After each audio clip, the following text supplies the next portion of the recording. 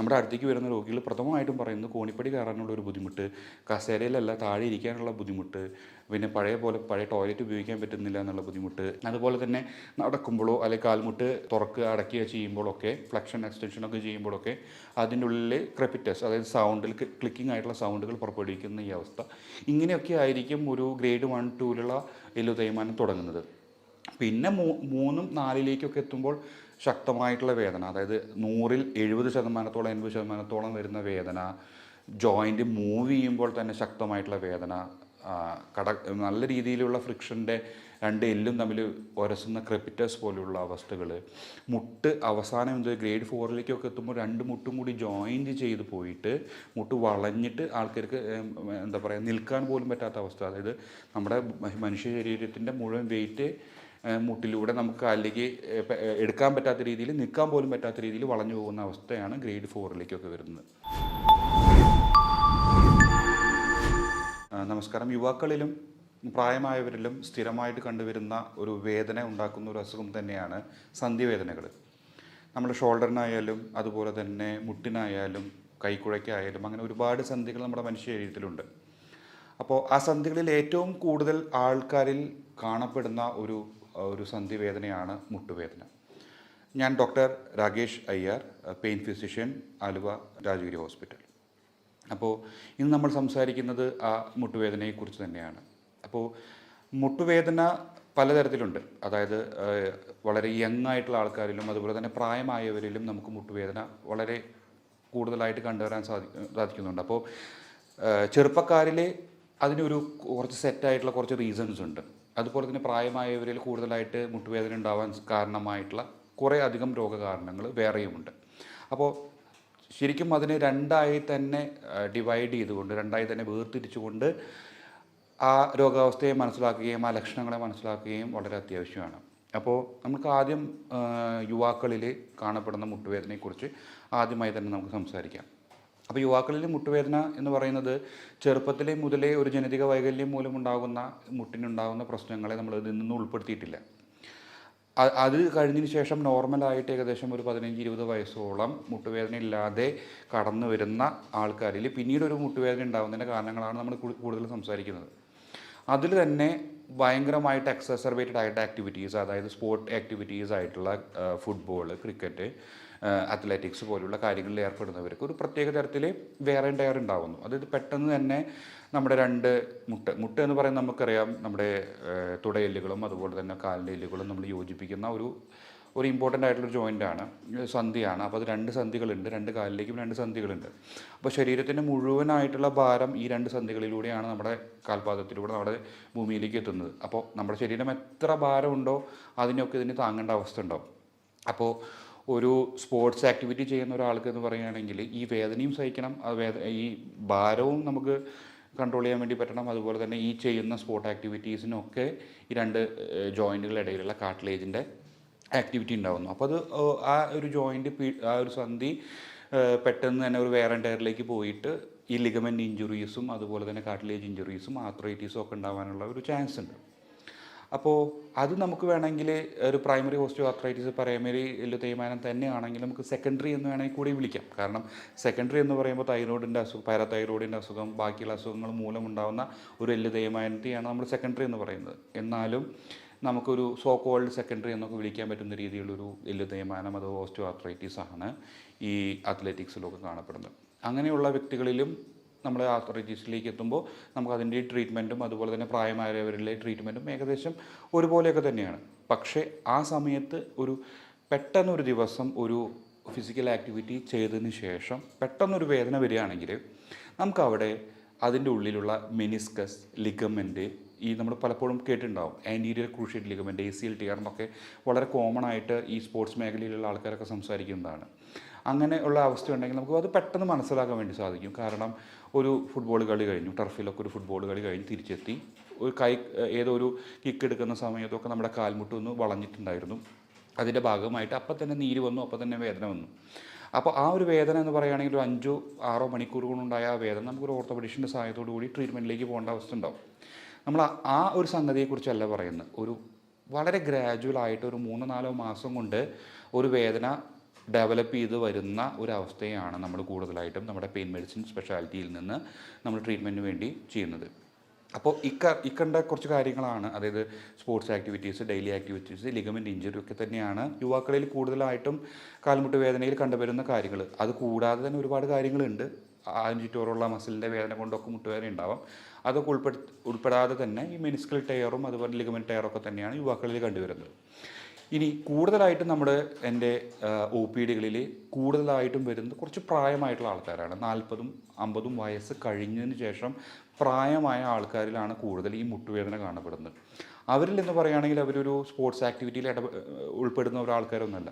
പക്ഷേ അവരുടെ ഒരു ബോഡി മാസ് അല്ലെങ്കിൽ ബോഡി വെയ്റ്റ് നമ്മുടെ മുട്ട് പല വർഷങ്ങളായിട്ട് അവർ വാക്കിങ് നടക്കുകയും ഇരിക്കുകയും നടക്കുകയും കോണിപ്പടി കയറുകയൊക്കെ ചെയ്യുന്നത് മൂലം ഒരു ഡീജനറേഷൻ, അതായത് കുറേ കാലങ്ങൾ എടുത്തിട്ട് ഒരു ഡീജനറേഷൻ സംഭവിക്കുന്നത് മൂലം ഉണ്ടാകുന്ന ഒരു എല്ല് തേയ്മാനമാണ് നമ്മുടെ ഒരു പ്രൈമറി ഓസ്റ്റിയോ ആർത്രൈറ്റിസ് തന്നെയാണ്.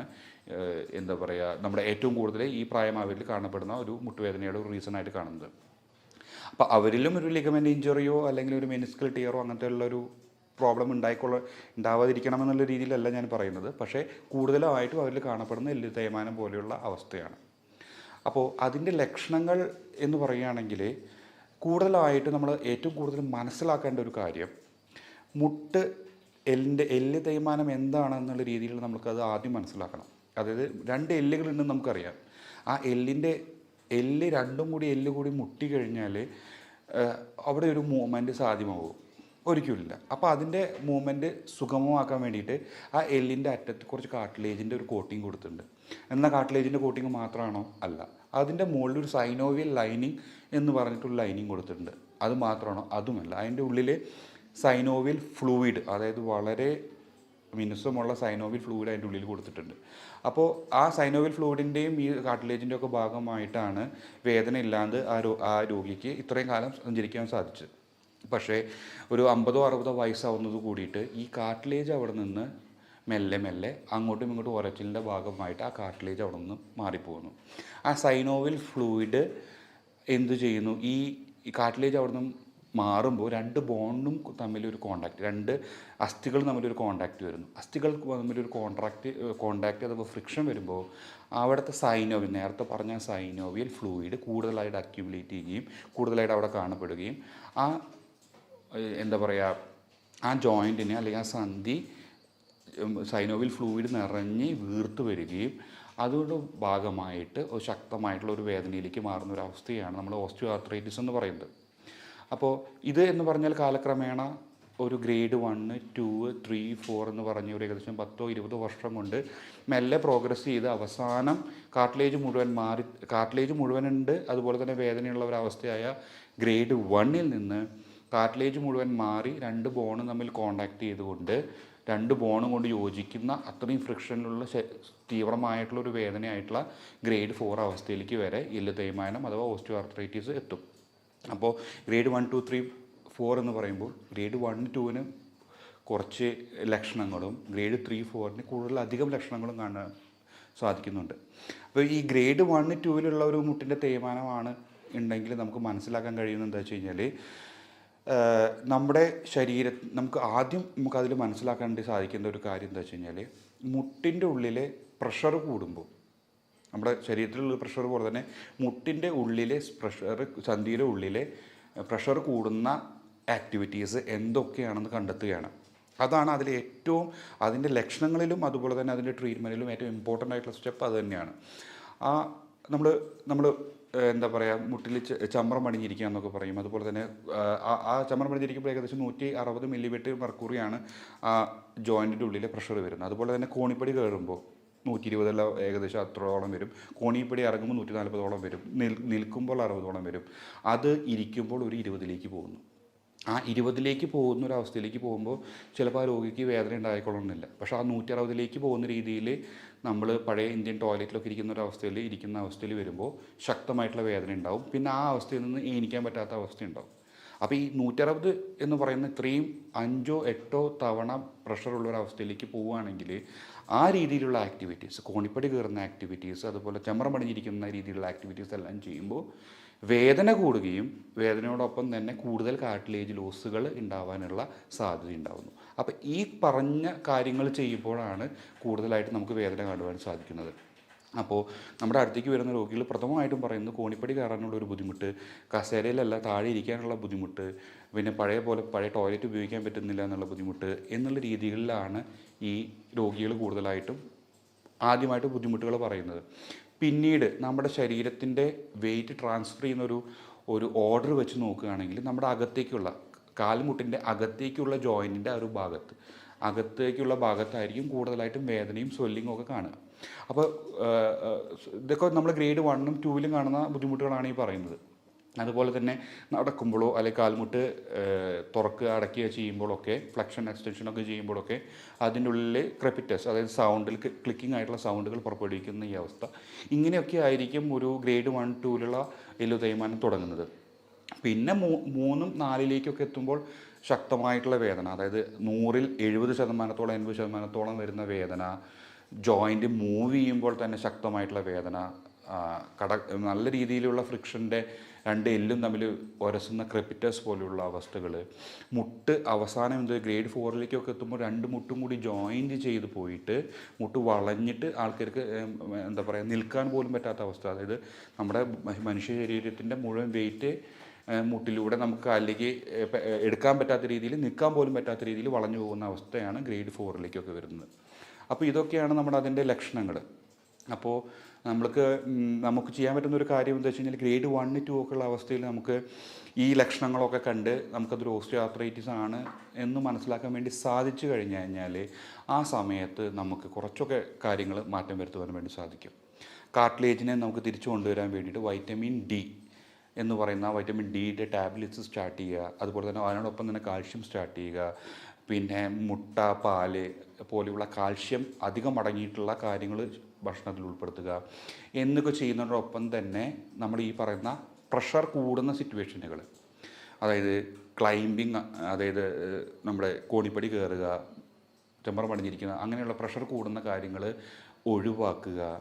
അതുപോലെ തന്നെ ഈ നമ്മുടെ ഈ പറഞ്ഞ ഡയറ്റ് മോഡിഫിക്കേഷൻസ് വരുത്തുക, ശരീരത്തിൻ്റെ ഭാരം കുറയ്ക്കാൻ വേണ്ടി ശ്രമിച്ചു കഴിഞ്ഞാൽ അപ്പോൾ അത്രയും മുട്ടിന് ഒരു വെയിറ്റ് ബെയറിങ് അത്രയേ വരുന്നുള്ളൂ. അപ്പോൾ എത്രയോ മാത്രം വെയിറ്റ് ബെയറിങ് കുറയ്ക്കുന്നു അത്രമാത്രം നമുക്ക് മുട്ടിൻ്റെ വേദനകൾ മാറ്റുവാൻ വേണ്ടി സാധിക്കും. അങ്ങനെയൊക്കെ ചെയ്യുന്നതോടൊപ്പം തന്നെ നേരത്തെ ഈ പറഞ്ഞതുപോലെ ഞാൻ എപ്പോഴും പറയാറുള്ളത് പോലെ തന്നെ ഹോട്ട് ഫെർമെൻറ്റേഷൻ, ഓയിൽ മസാജൊക്കെ ചെയ്ത് ഇതിനോടൊപ്പം തന്നെ കുറച്ച് ഫിസിയോതെറാപ്പിയിൽ ഉൾപ്പെടുന്ന കുറച്ച് എക്സസൈസുകളൊക്കെ ഉണ്ട്. അതായത് നമ്മുടെ മുട്ടിൻ്റെ എല്ലുകൾക്ക് മാത്രം എല്ലാ ജോലിയും ശരീരത്തിൻ്റെ വെയിറ്റ് മുഴുവൻ താങ്ങാനുള്ള ജോലി മുഴുവനായിട്ട് മുട്ടിന് വിട്ടു കൊടുക്കാതെ അപ്പുറത്തുള്ള മസിൽസിനെയൊക്കെ സ്ട്രെങ്തൻ ചെയ്യുന്നത് പോലെയുള്ള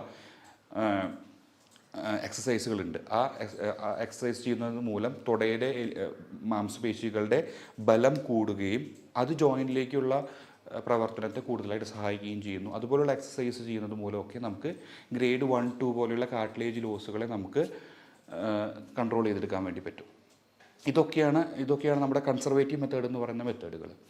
ഗ്രേഡ് 3ലേക്ക് പോകുമ്പോൾ 3ലൊക്കെ നമുക്ക് ഈ പറഞ്ഞ കൺസർവേറ്റീവ് ആയിട്ടുള്ള കാര്യങ്ങളെല്ലാം ട്രൈ ചെയ്ത് നോക്കാൻ പറ്റുന്ന കാര്യങ്ങൾ തന്നെയാണ്. നല്ല രീതിയിലുള്ള എക്സസൈസ് കുറച്ചും കൂടിയും അതിൻ്റെ കട്ടി കൂട്ടേണ്ടി വരും. ഏകദേശം ഒരു 1-2 കിലോ എടുത്തുള്ള എക്സസൈസുകളാണ് ഗ്രേഡ് 1, 2ൽ ചെയ്യേണ്ടതെങ്കിൽ ഗ്രേഡ് 3ൽ കുറച്ചും കൂടി അധികം വൈറ്റമിൻ ഡിയും കാൽഷ്യത്തിനെയും ഒക്കെ സപ്ലിമെൻറ്റേഷൻ ആവശ്യമായിട്ട് വരും. കുറച്ചുകൂടി എക്സസൈസും ഫിസിയോതെറാപ്പിയും ഒക്കെ ആവശ്യമായിട്ട് വരും എന്നുള്ള രീതിയിൽ ചിലപ്പോൾ ഗ്രേഡ് 3യും ചെറുതായിട്ട് കൺസർവേറ്റീവിലൂടെയൊക്കെ നമുക്ക് മാറ്റിയെടുക്കാൻ വേണ്ടി പറ്റും. അല്ലെങ്കിൽ ഫർദർ പ്രോഗ്രസ് ചെയ്യാതെ നമുക്ക് വീട്ടിലിരുന്നു കൊണ്ട് തന്നെ നമുക്കത് കൺട്രോൾ ചെയ്യാൻ സാധിക്കും. ഗ്രേഡ് 4 അവസ്ഥയിലേക്കൊക്കെ പോകുന്ന അവസ്ഥയിൽ പലപ്പോഴും നമുക്ക് എന്തെങ്കിലും ഒരു ഫിക്സഡ് ആയിട്ടുള്ള ഒരു ട്രീറ്റ്മെൻറ്റ് നമുക്ക് അതിനെടുക്കേണ്ടി വേണ്ടി വരും. അപ്പോൾ ഒരു ഓർത്തോപെഡിഷൻ്റെ സഹായത്തോട് കൂടിയിട്ട് ചിലപ്പോൾ മുട്ട് മാറ്റി വയ്ക്കേണ്ട ശസ്ത്രക്രിയ ചെയ്യേണ്ട ഒരവസ്ഥ ഒക്കെ എത്തുന്ന രീതിയിലുള്ള ഒരവസ്ഥയാണ് ഗ്രേഡ് 4. ഇനി അപ്പോൾ നമുക്ക് നമ്മുടെ ലക്ഷണങ്ങളിലൂടെ ഓസ്റ്റിയോആർത്രൈറ്റിസിൻ്റെ ലക്ഷണങ്ങളെക്കുറിച്ച് നമ്മൾ സംസാരിച്ചു. അതിന് നമുക്ക് തുടക്കത്തിൽ തന്നെ നമുക്ക് അതിൻ്റെ മാർഗ്ഗങ്ങൾ എന്താണ്, അതിനെ കൺട്രോൾ ചെയ്യാനുള്ള മാർഗ്ഗങ്ങൾ എന്ന് സംസാരിച്ചു. അതിനുശേഷം നമുക്ക് എക്സസൈസുകളും എല്ലാ കാര്യങ്ങളും സംസാരിച്ചു. അപ്പോൾ ഇതുകൊണ്ടൊക്കെ എല്ലാവരിലും ഈ രോഗത്തെ കൺട്രോൾ ചെയ്യാൻ പറ്റുമെന്ന് ചോദിച്ചു കഴിഞ്ഞാൽ ഒരു 80-90% രോഗികൾക്ക് ഈ കാര്യങ്ങളൊക്കെ ചെയ്യുന്നതോട് തന്നെ ഓസ്റ്റിയോആർത്രൈറ്റിസിൻ്റെ പ്രോഗ്രഷൻ, അതായത് ഈ ഓസ്റ്റിയോആർത്രൈറ്റിസ് എന്ന് പറഞ്ഞാൽ ശരിക്കും ഈക്വൽ ടു നമ്മുടെ ശരീരത്തിൻ്റെ വെയിറ്റാണ് അല്ലെങ്കിൽ ശരീരത്തിൻ്റെ ആക്ടിവിറ്റിയാണ്. അത് നമ്മുടെ ആവശ്യമായിട്ടുള്ള രീതിയിൽ ഡയറ്റിൻ്റെയും ഫിസിയോതെറാപ്പിയുടെയും സഹായത്തോടു കൂടി മാറ്റുകയാണെങ്കിൽ, വൈറ്റമിൻ ഡി കാൽഷ്യം സപ്ലിമെൻറ്റേഷനോട് കൂടിയിട്ട് മാറ്റുകയാണെങ്കിൽ നമുക്ക് അതിൻ്റെ പ്രോഗ്രഷനെ നമുക്ക് പ്രിവെൻറ്റ് ചെയ്യാൻ പറ്റും. ഇത്രയധികം കാര്യങ്ങൾ ചെയ്തിട്ടും ഡിസീസ് പ്രോഗ്രസ് ചെയ്യുകയാണ്, വേദന മാറുന്നില്ല എന്നുള്ള അവസ്ഥ വരികയാണെങ്കിൽ നമ്മുടെ ശരീരത്തിൽ നിന്ന് തന്നെ എക്സ്ട്രാക്ട് ചെയ്തിട്ട് PRP പോലെയുള്ള റീജനറേറ്റീവ് തെറാപ്പീസ് നമുക്ക് അവൈലബിൾ ആണ്. അപ്പോൾ ഇത് ഗ്രേഡ് 1, 2. അപ്പോൾ നമ്മൾ പറയും ഈ ഗ്രേഡ് 1, 2 എന്ന് പറയുന്ന അവസ്ഥയിൽ നിൽക്കുന്ന രോഗികൾ എന്തിനാണ് ഒരു റീജനറേറ്റീവ് ഫിസിഷ്യൻ അല്ലെങ്കിൽ ഒരു പെയിൻ ഫിസിഷ്യൻ്റെ അടുത്തേക്ക് പോകുന്നതെന്ന് ചോദിച്ചു കഴിഞ്ഞാൽ,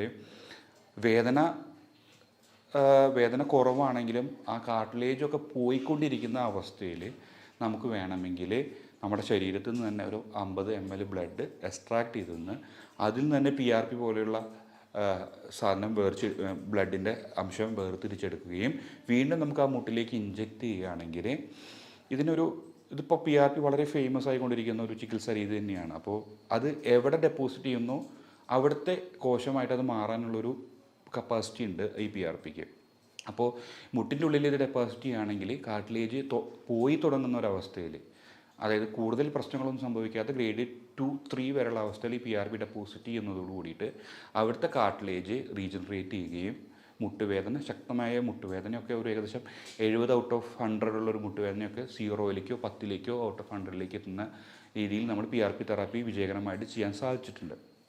ഇനി അതല്ല, PRPക്ക് പറ്റാത്ത രീതിയിലേക്ക് രോഗം മുന്നോട്ട് പോയിരിക്കുന്ന സിറ്റുവേഷൻസിൽ നമ്മൾ കൂടുതലായിട്ടും ഒരു ഡെഫിനിറ്റീവ് തെറാപ്പി എന്നുള്ള രീതിയിൽ ഒരു ഓർത്തോപെഡിഷ്യൻ്റെ സഹായത്തോട് കൂടിയിട്ട് നീ റീപ്ലേസ്മെൻറ്റൊക്കെ അഡ്വൈസ് ചെയ്യാറുണ്ട്. പക്ഷേ അതിനോട് ആ ഓപ്പറേഷനിലേക്കൊന്നും പോകാൻ താല്പര്യമില്ലാത്ത രോഗികൾക്ക് നമ്മളൊരു ഓപ്ഷൻ ഉണ്ട് നമ്മുടെ കയ്യിൽ. പക്ഷേ ആ ഒരു ഓപ്ഷൻ്റെ ഒരു പ്രത്യേകത എന്ന് പറഞ്ഞു കഴിഞ്ഞാൽ നമ്മൾ ഇപ്പോൾ PRP എന്ന് പറയുന്ന അവസ്ഥ ആ രോഗിയുടെ രോഗത്തെ ട്രീറ്റ് ചെയ്തുകൊണ്ടാണ് ആ വേദനയെ ട്രീറ്റ് ചെയ്യുന്നത്. അപ്പോൾ ഗ്രേഡ് 3, 4 എന്ന് പറയുന്നത് അതിൽ സർജറി ചെയ്യുകയാണെങ്കിൽ ആ രോഗത്തെ ഒരുവിധപ്പെട്ട രീതിയിൽ ട്രീറ്റ് ചെയ്തുകൊണ്ട് തന്നെയാണ് ആ വേദന മാറ്റുന്നത്. നമ്മുടെ ഗ്രേഡ് 3, 4 മീൻസ് ഓപ്പറേഷന് താല്പര്യമില്ലാത്ത രോഗികൾ, കുറച്ച് പ്രായമായിട്ടുള്ള രോഗികളാണെങ്കിൽ നമുക്ക് cooled radio frequency ablation of the genicular nerves എന്ന് പറഞ്ഞ രീതിയിലൊരു ട്രീറ്റ്മെൻറ്റ് നമ്മുടെ കയ്യിൽ അവൈലബിൾ ആണ്. എന്താ പറയുന്നത് വെച്ച് കഴിഞ്ഞാൽ നമ്മുടെ ആ ജോയിൻറ്റിലേക്ക് മാത്രം സപ്ലൈ ചെയ്യുന്ന കുറച്ച് ഞരമ്പുകളുണ്ട്. ആ ഞരമ്പുകൾക്ക് വേറെ ഒരു ജോലിയില്ല, വേറെ ഒരു മസിൽസിനെയോ വേറെ ഒരു കാര്യമോ ആ ഞരമ്പുകൾക്കില്ല ഈ ജെനിക്കുലർ നെർവിന്. ആ ജെനിക്കുലർ നെർവിൻ്റെ ആദ്യത്തെ സിറ്റിങ്ങിൽ നമ്മൾ ഒരു നമ്പിങ് മെഡിക്കേഷൻ, അതായത് ഒരു തെറിപ്പിക്കാനുള്ള ഒരു മെഡിക്കേഷൻ ഉപയോഗിച്ചിട്ട് നമ്മൾ അതിനെ തരിപ്പിച്ച് നോക്കും. ആ തരിപ്പിച്ചിട്ട് നിങ്ങളെ വീട്ടിലേക്ക് വിടും. ആ തരിപ്പിച്ച് നിങ്ങളെ വീട്ടിലേക്ക് വിട്ടിട്ട് ഏകദേശം നിങ്ങളൊരു 15 ദിവസം കഴിഞ്ഞ് തിരിച്ചു വരികയാണ്. ആ വേദന കുറവ് എന്ന് പറഞ്ഞ അവസ്ഥയോട് നിങ്ങൾ യോജിച്ചിരിക്കുകയാണ്, നിങ്ങൾക്ക് അത്രയും വേദന കുറവോട് കൂടിയിട്ട് നിങ്ങളുടെ ലൈഫ് മുന്നോട്ട് കൊണ്ടുപോകാൻ പറ്റുകയാണെങ്കിൽ നമ്മൾ ഏത് ഞരമ്പുകളെയാണോ തരിപ്പിച്ചിട്ടുള്ളത് അതിന് നമ്മൾ റേഡിയോ ഫ്രീക്വൻസി അബ്ലേഷൻ മെഷീൻ ഉപയോഗിച്ചിട്ട് അബ്ലേറ്റ് ചെയ്യാൻ ശ്രമിക്കും. അബ്ലേറ്റ് ചെയ്യാൻ ശ്രമിച്ചു കഴിഞ്ഞാൽ ഏകദേശം 2-3 വർഷത്തോളം എത്രമാത്രമാണോ നിങ്ങൾ തരിപ്പിക്കുന്ന മെഡിക്കേഷൻ ഉപയോഗിച്ച് നിങ്ങൾക്ക് റിലീഫ് ഉണ്ടായത് അത്രയും വേദന കുറവ് നിങ്ങൾക്ക് ഒരു 2-3 വർഷത്തേക്ക് ഉണ്ടാകും. അതിൻ്റെ ഒരു ഡിസ്ക്ലൈമർ അല്ലെങ്കിൽ അതിൻ്റെ ഒരു അടിക്കുറിപ്പ് എന്ന രീതിയിൽ ഞാൻ പറയുകയാണ്, അത് നമ്മുടെ രോഗാവസ്ഥയെ ഒരു രീതിയിൽ മാറ്റുന്നില്ല, പക്ഷേ വേദനയെ പൂർണ്ണമായിട്ടും മാറ്റാൻ വേണ്ടി സാധിക്കും. ഇനി ആ വേദനയെ പൂർണ്ണമായി മാറി ഇരിക്കുന്ന ഒരവസ്ഥയിൽ ഇനി നിങ്ങൾക്ക് വേണമെങ്കിൽ ഇടക്കാലത്ത് സർജറിയിലേക്ക് പോവുകയാണെങ്കിൽ സർജറിയിലേക്ക് പോവാം, അല്ലെങ്കിൽ സർജറിക്ക് വേണ്ടിയിട്ടുള്ള ഫോളോ അപ്പ് കാര്യങ്ങൾക്ക് നിങ്ങൾ സഞ്ചരിക്കുന്ന സമയത്ത് വേദന വേണ്ട എന്ന് തോന്നുകയാണെങ്കിൽ ഈ പ്രൊസീജിയർ ചെയ്തതിന് ശേഷം നിങ്ങൾക്ക് സർജറിയിലേക്ക് ഫോർവേഡ് ചെയ്യാൻ പറ്റും. ഇതാണ് നമ്മുടെ ഒരു അതായത് നമ്മൾ ബേസിക് ആയിട്ടുള്ള കാര്യങ്ങൾ തുടങ്ങി ഇപ്പോൾ ഇന്ത്യയിലും നമ്മുടെ പെയിൻ മേഖലയിലും അവൈലബിൾ ആയിട്ടുള്ള ഏറ്റവും ഇലാബറേറ്റ് ആയിട്ടുള്ള ഒരു ടെക്നിക്ക് വരെ നമ്മളിതിൽ ഉൾപ്പെടുത്തിയിട്ടുണ്ട്. അപ്പോൾ അതിൻ്റെ അവസാനമായിട്ടൊരു ചെറിയൊരു കാര്യം കൂടി പറയുകയാണ്, ഈ മുട്ടുവേദന എന്ന് പറയുന്നത് ഇത്രയധികം ആൾക്കാരിൽ കാണപ്പെടുന്നുണ്ട്. അത് നമ്മുടെ ഗവൺമെൻറ് പോലും മനസ്സിലാക്കിയിട്ട് ആയുഷ്മാൻ ഭാരത് പോലുള്ള സ്കീമുകളിൽ ഈ മുട്ടുവേദനയുടെ അബ്ലേഷന് വേണ്ടിയുള്ള ഇത് ഇൻഷുറൻസിൽ ഉൾപ്പെടുത്തിയിട്ടുണ്ട്. അതുപോലെ തന്നെ നമ്മുടെ കുറേ അധികം പ്രൈവറ്റ് മേഖലയിലുള്ള ഇൻഷുറൻസ് കമ്പനികളും ഈ രീതിയിലുള്ള പ്രൊസീജിയറെ എന്താ പറയുക റേഡിയോ ഫ്രീക്വൻസി അബ്ലേഷൻ പോലുള്ള പ്രൊസീജിയർ ഇൻഷുറൻസ് ക്ലെയിമിലൊക്കെ ഉൾപ്പെടുത്തിയിട്ടുണ്ട്. അപ്പോൾ അതെല്ലാം നിങ്ങൾക്ക് എല്ലാവർക്കും ഒരു ഇൻഫോർമേഷൻ ആയിരിക്കണം. കാരണം എന്താ വെച്ച് കഴിഞ്ഞാൽ നമ്മൾ കൂടുതൽ സംസാരിക്കുന്ന മറ്റു വിഷയങ്ങളെക്കാൾ കൂടുതൽ മുട്ടുവേദന വളരെ കോമൺ ആണ്. അതായത് നമ്മുടെ ഒരു വീട്ടിലെടുത്ത് നോക്കുകയാണെങ്കിൽ നമ്മുടെ വീട്ടിലൊരു 10 പേരുണ്ടെങ്കിൽ ഒരു പ്രായമായിട്ടുള്ള ആൾക്കാരിൽ എല്ലാവരിലും കാണുന്ന രീതിയിലുള്ള ഒരു അസുഖമാണ് മുട്ടുവേദന. തുടക്കത്തിലേ വരികയാണെങ്കിൽ PRP പോലുള്ള തെറാപ്പിയിലൂടെ കംപ്ലീറ്റ്ലായിട്ട് നമുക്ക് ഡിസീസ് തന്നെ മാറ്റി കൊടുക്കാൻ പറ്റും. കുറച്ച് വൈകിയാണെങ്കിലും പേടിക്കേണ്ട, നമുക്ക് കൂൾഡ് റേഡിയോ ഫ്രീക്വൻസി അബ്ലേഷൻ പോലുള്ള മെത്തേഡിലൂടെ ജീവിത സാഹചര്യം വളരെ രീതിയിൽ മെച്ചപ്പെടുത്താനുള്ള മെത്തേഡ്സ് നമ്മുടെ രീതിയിൽ അവൈലബിൾ ആയിട്ടുണ്ട്. അപ്പോൾ അപ്പോൾ അങ്ങനത്തെ സാഹചര്യങ്ങളൊന്നും വേണ്ടി വരുന്ന സിറ്റുവേഷനിലേക്ക് നിങ്ങൾ പോകാതിരിക്കുക. തുടക്കത്തിൽ തന്നെ നമുക്കത് കണ്ടുപിടിക്കുകയാണെങ്കിൽ എക്സസൈസ് പോലെയുള്ള മെത്തേഡ്സ്, അതുപോലെ തന്നെ നമ്മുടെ ഡയറ്റ് മോഡിഫിക്കേഷൻസ്, അതിലൂടെയൊക്കെ തന്നെ നമുക്ക് ഈ രോഗത്തെ വളരെ രീതിയിൽ കൺട്രോൾ ചെയ്യാൻ വേണ്ടി പറ്റും. അപ്പോൾ മുട്ടുവേദനയെ പറ്റിയുള്ള കാര്യങ്ങൾ കുറേയൊക്കെ കവർ ചെയ്യാൻ പറ്റിയെന്ന് നമ്മൾ കരുതുന്നു. ഇനി കൂടുതലായിട്ട് ഇതിനെ പറ്റിയുള്ള അറിവുകൾക്ക് വേണ്ടിയിട്ട് അടിയിൽ വരുന്ന നമ്പറുമായിട്ട് നമുക്ക് ബന്ധപ്പെടാവുന്നതാണ്.